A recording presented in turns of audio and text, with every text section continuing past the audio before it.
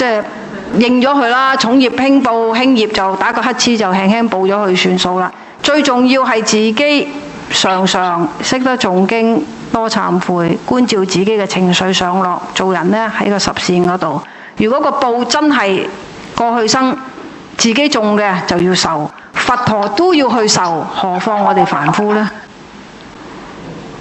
佛陀自己過去生佢做過嘅事情，畢竟佢由凡夫慢慢修行而成噶嘛，佢到佢成佛啊嗰一生啊，都仲要去遇到邊個啊？佢個冤家提婆達多，係啊，再加上有過去一啲嘅行為上嘅唔清淨，佢都尚且仲要去受翻個報啊！喂，佢成佛噶啦已經，何況我哋凡夫啊？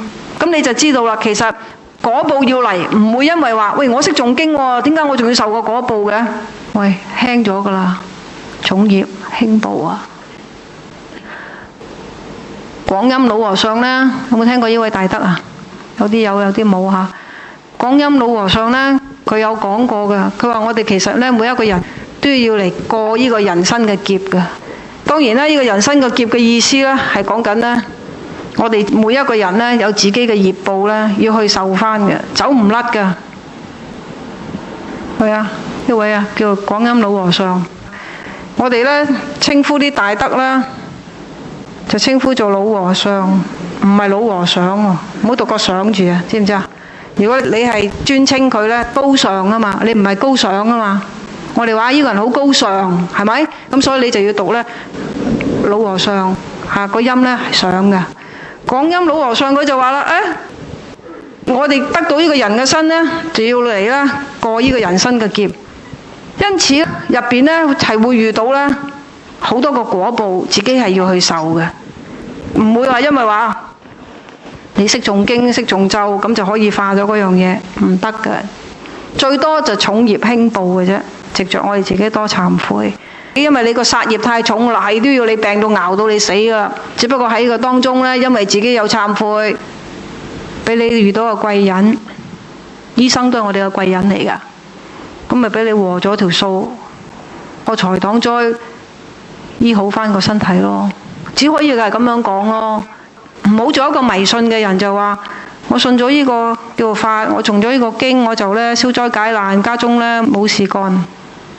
唔會㗎，我哋有個同學都係咁㗎，佢頭頭自己停咗喺一個階段度，就係迷信個階段，佢唔知自己迷信㗎。直至到佢屋企有一個11歲嘅仔，就係咁樣上體育堂打波，突然間昏迷死咗啦。佢呼天搶地啊！佢有冇搞錯啊？我咁虔誠，我咁護持佛法，我個仔就咁死咗。咁究竟呢個叫菩薩，呢個叫佛嘅人靈唔靈㗎？係唔係㗎？嗱，因為佢當咗呢個宗教係一個交易啊嘛。呢個信仰唔係話你信佢，咁從此你一家呢就唔使受果報啊，唔係咁嘅意思㗎。該要受個果報就係要受㗎啦。只不過喺個當中，因為你接觸咗個佛法，譬如以頭先個個案，佢個仔11歲，可能有先天性嘅一啲嘅嘢，唔知心臟發大定唔知咩嘅隱疾，咁就走咗啦。但係因為你接觸咗佛法，你可以即刻誦經回向俾佢，讓佢咧得生善處，讓佢咧可以馬上投得個人生，投身一個好家門。喂，幫到好多喎，係咪啊？咁佢個果報係咁樣，就係要受噶啦。所有隱疾，如果一出生就帶嚟嘅，係嗰個細路自己原本就有噶啦。佢自己帶嚟嘅話，如果佢嘅資糧係唔夠，佢可能呢頭死嗰頭要跌落畜生添啦。好彩你父母們呢係有接觸佛法嘅，識得誦經回向俾佢咧，等佢得生善處，可以得到人生，咪再嚟過咯。凡人肉眼睇唔到，我哋冇修冇性之下，唔係咁清楚睇到咁長遠。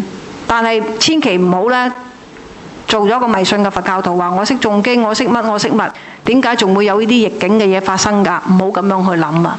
佛法就俾我哋去預備逆境嚟嗰一刻㗎，因為人生係無常㗎。記得各人家中眷屬，甚至乎係自己，各人自己孭住一本數簿啊！嗰本數簿入邊又係因果律啊！嗰條數幾時要還？唔知。因此呢，觀照自心嗰樣嘢呢，嗱嗱聲快啲。佛法上多進步，宗教情操就會深。宗教情操深嗰樣叫做話考，或者係折磨，或者係逆境發生嗰陣時候呢，你過得比別人容易，快復原，心情容易平復返，咁好容易又過咗嗰個叫做考驗啦，咁又進步啦。如是咁樣，到死亡嗰日嚟到就係嚟咯。好啦，咁我哋今日到此為止先嚇，阿彌陀佛。